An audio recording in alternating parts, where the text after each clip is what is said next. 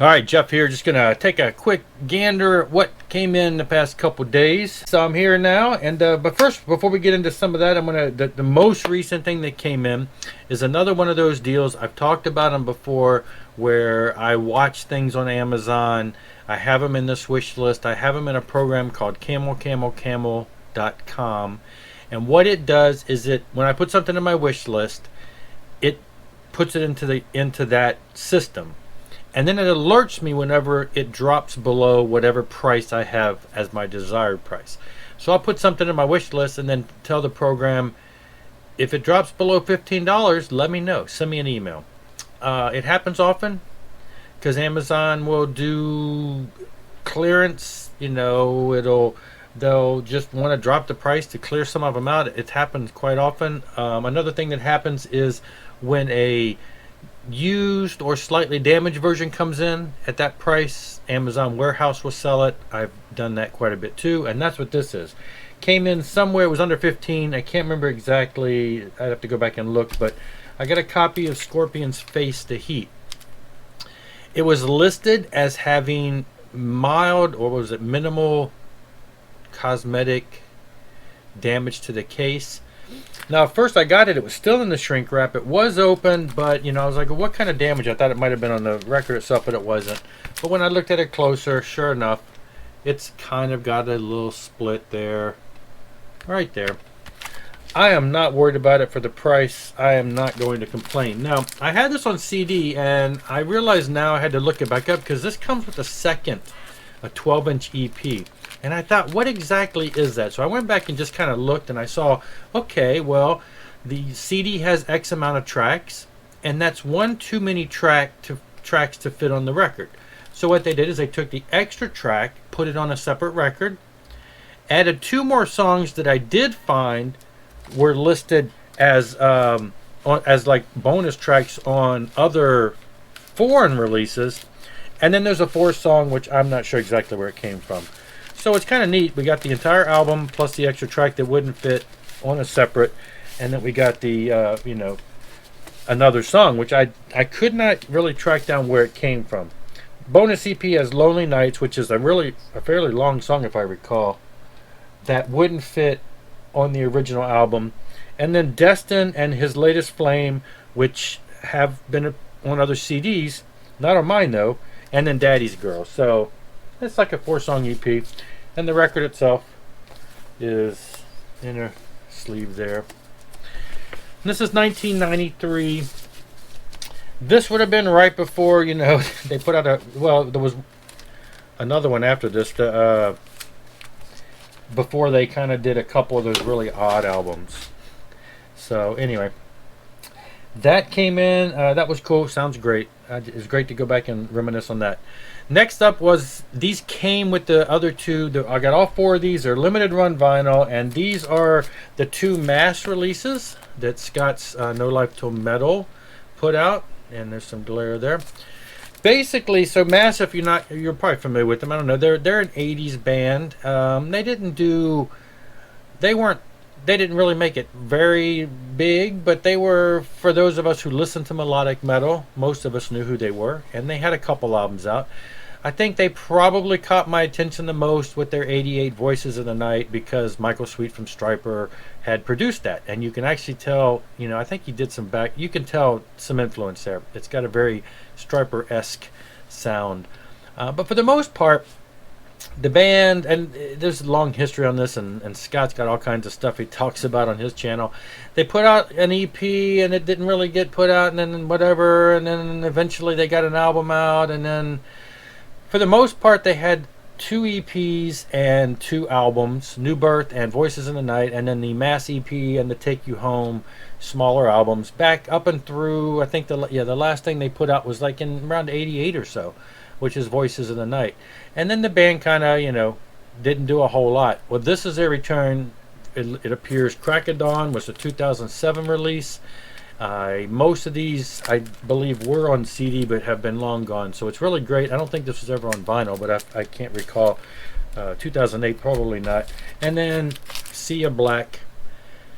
Again, this was the 2010 So this was them coming back with a couple new albums, and then they've had a 2018 album, which is really great, which I showed a long time ago.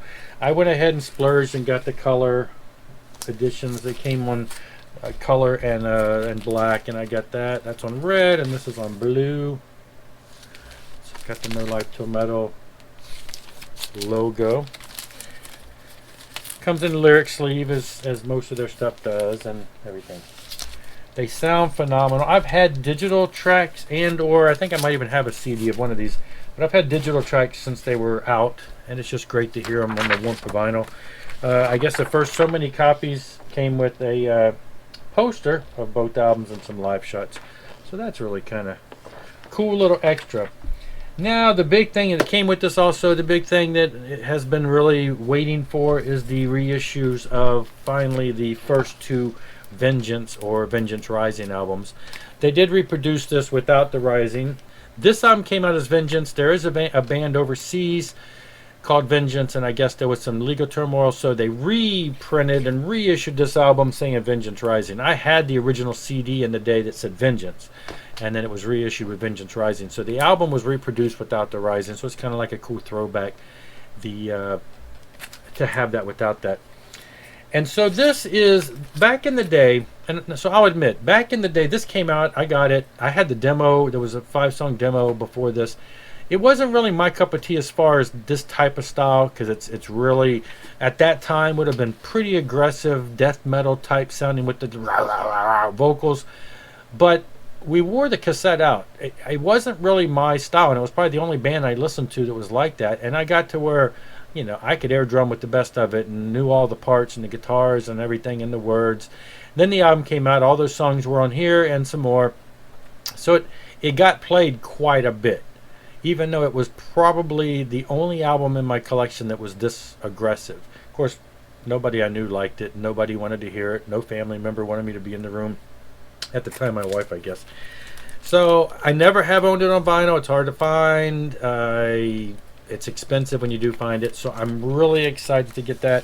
It does come with, if you haven't seen these, it's like some of the first ones that come with these actual 4-page fold outs. It's got some stories about the album, and I did get the colored edition, so it's on red. It's actually a red and black marble, which is even more beautiful in my opinion than just a flat out red.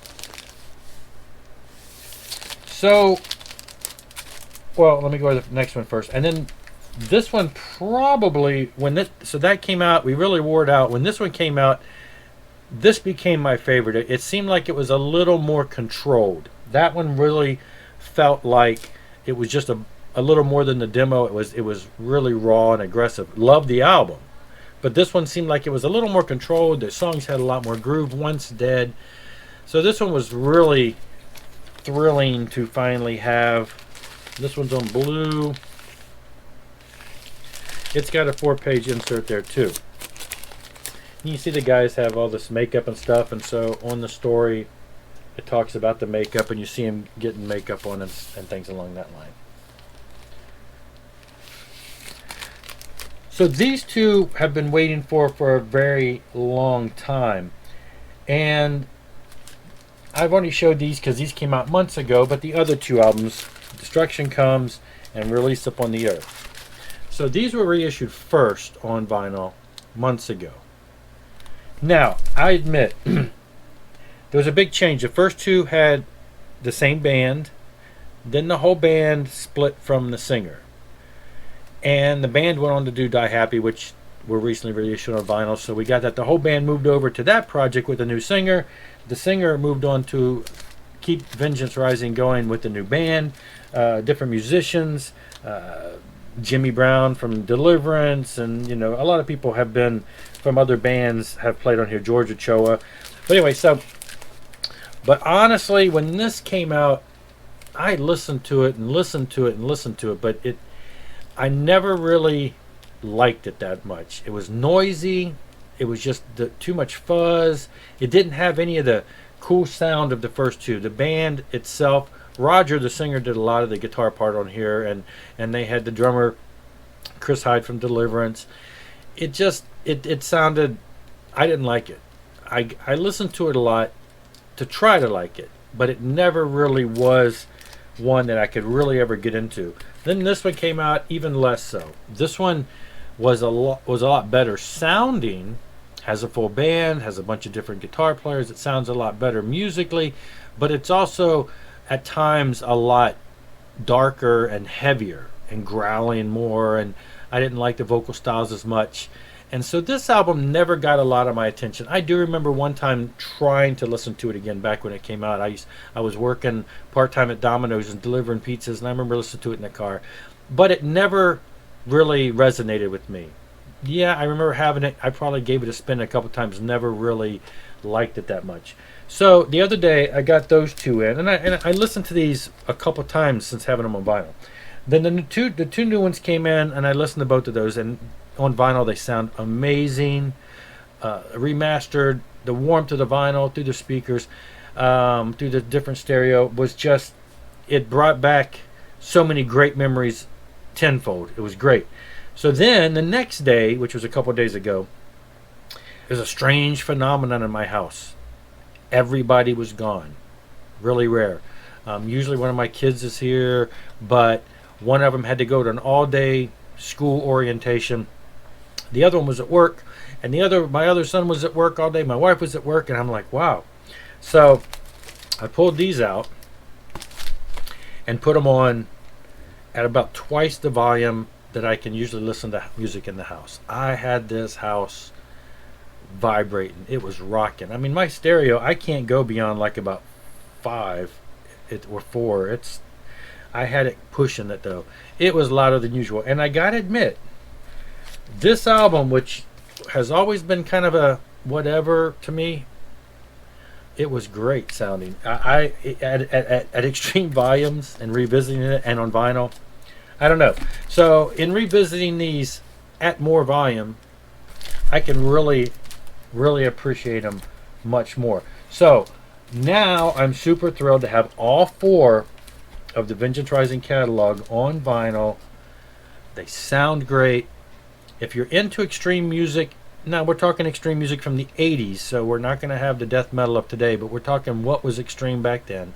If you're into that kind of stuff, with the heavier vocals at times, the screechy vocals, not screechy like black metal, but just barking out stuff. Anyway, you really need to check out Vengeance Rising. They got some great releases, and now they're all available on CD and vinyl again for the first time in a couple decades.